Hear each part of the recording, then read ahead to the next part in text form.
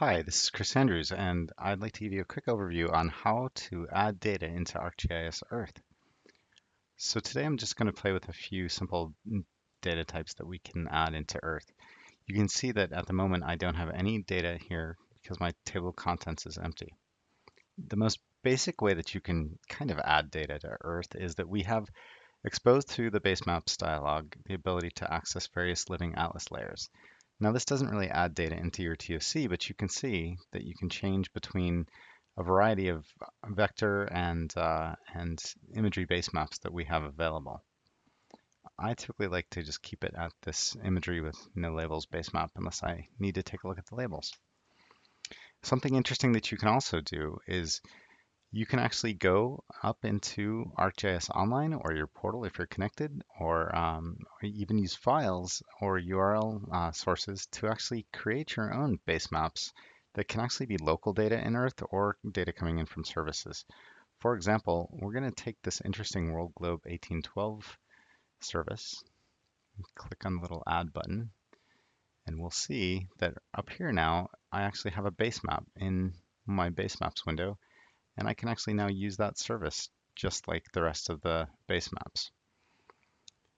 I'm going to go back to imagery. It's going to stay up there. If I wanted to, I could delete it out, and I can zoom to it if it's a base map that does not have the full world extent. In this case, it does. But if I pop open my TOC, I'll see that it's still empty, and I haven't actually added any data into my workspace. I've simply added a base map. And that base map will be saved so that if I reopen Earth and it's a service, it'll reconnect to the service, or if it's a local file, it'll reconnect to the local file. So there are a variety of other ways that we can add data into ArcGIS Earth. The primary way that we can interact with data in ArcGIS Online or in your portal for ArcGIS is to simply use the Add Data button. And you can see that we can add data from, in this case, online because I'm not signed into a portal. I can add files, or I can enter a URL to a direct URL-based service. One demo that I typically like to do is to use a little bit of our data that's shared in the Living Atlas. And what I can do is I'm going to do buildings. So we have some Toronto 3D buildings. We'll see Earth is going to zoom to those. There are, I believe this service has about 400,000 3D buildings. And we can see that using our I3S cache format that we've actually released under open specification using Creative Commons licensing, that we've actually shared this out. And you can see that the LODs stream in as fast as they can over the internet. We're going to go and add a little bit more data. So I'm going to go back and say Toronto KML. Some nice user has shared some traffic cameras in KML format up in ArcGIS Online. And that means because I can see them in this way, it means that they're actually publicly shared out. So we can take a look here, for example, and we can see that there's some traffic, especially on the what looks like the north side of that street. And if we really want to see how the traffic is performing, we can even add one other type of data from ArcGIS Online. Esri, as a premium service available for online subscription holders, offers a traffic service. And it's going to ask me to log in. And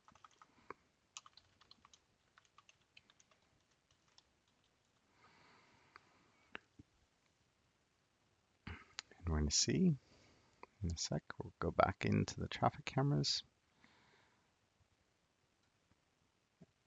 And we'll see this is a map service, and we'll gradually rasterize in for us.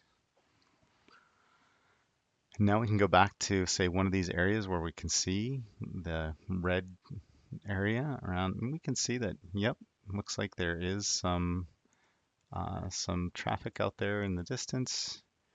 On the main road, we can see the crossing road is nearly empty. Can go back to this one and see that there's pretty heavy traffic in Toronto right now. And what we also see over here on the left is that we can see our workspace has started to build up with the variety of layers that we've added in. And I can toggle those on and off. I can even do things like expand this KML and take a look at some of the specific place marks that they have in here. And you can see that there's not much going on in Windsor right now. So I can also add data as files, and I can add a variety of file types. I can certainly add KML data. So let's take a look at the Air Now data from the EPA.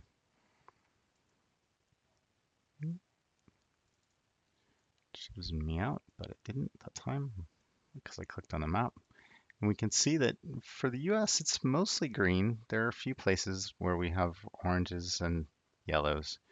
And we can see current air quality conditions near Anza Valley, California. It's moderate levels of ozone there. If I zoom in, we'll see more, better differentiate these, and we can see it gets a little bit unhealthy for folks not too far from our office here. Zoom back out. Other types of files that I can access include things such as shapefiles. Let's see, a good one here is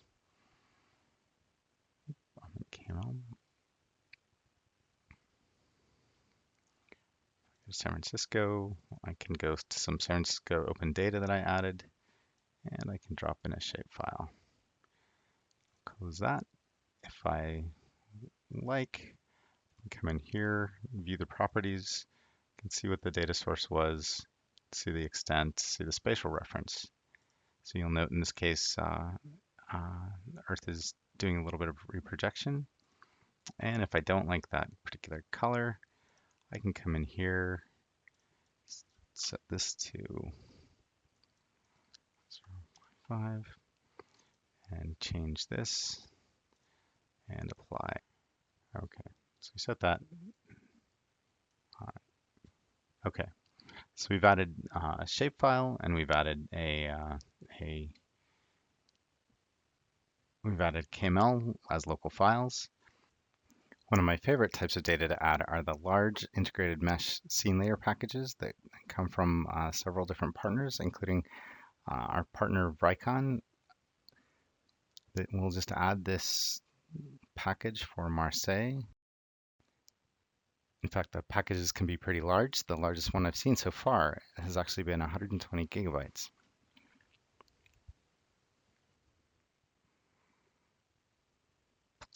And if I toggle the base map, go to dark gray, and we can see this 6 gigabyte Vricon data set that came in along with the logo and KMZ. You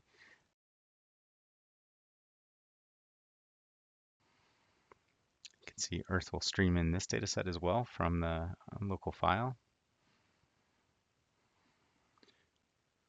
We have some data from Drone to Map, one of the new products that we also just released this year. And so I can actually bring in, this is a tile package file that has imagery. So we can see the Drone to Map TPK. And then we can also take a look at some actual 3D data that's been created in Drone to Map. I'm going to zoom out here, toggle back to the imagery, and we can see one of the test data sets that's been created. We can get in pretty close and check it out. And finally, lots of people who ask me about ArcGIS Earth are interested in more realistic 3D cities. And so we're going to go find San Francisco buildings out here. Let's see. And you can see if we go back to San Francisco, we'll find that what we've got are, let's toggle off all this data except for those. What we'll see are we can find some nice detailed buildings that were extracted from aerial imagery by our partners Pictometry and PLW ModelWorks. All right. Well, thank you very much. That is exploring a little bit of adding data into ArcGIS Earth. I hope you enjoyed it. Thank you.